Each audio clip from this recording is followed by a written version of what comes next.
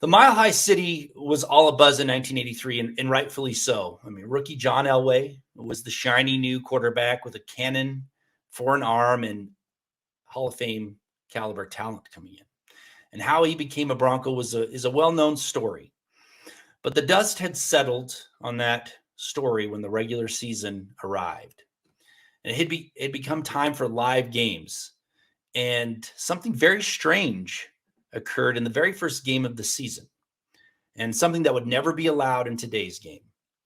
And through camp and preseason, the quarterback room came around to look like this. Obviously, John Elway was the starter. And then behind him was journeyman Steve DeBerg, who had been with the club since 1981 and was a very capable backup. And then rounding out that group was third stringer Gary Kubiak.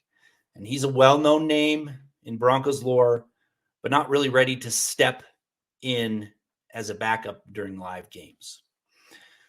So Elway was the future, and the hope was DeBerg would only be used in emergency situations and as Elway developed. But that emergency took place in the very first game of the season against the Pittsburgh Steelers. In the second quarter, Elway aggravated an injury he had sustained to his elbow in preseason. So DeBerg was called upon to take the helm. But he was dealing with his own very peculiar injury himself.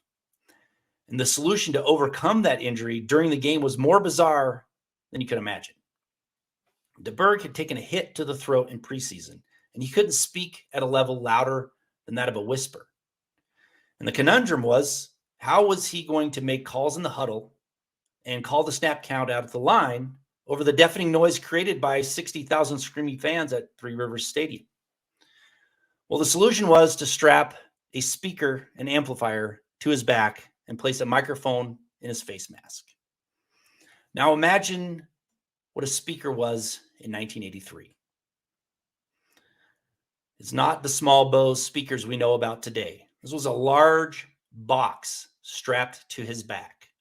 And he played the entire second half looking like the Hunchback of Notre Dame with his massive apparatus clinging to his shoulder pads. It was an odd inclusion to a game that day that would never fly in today's game.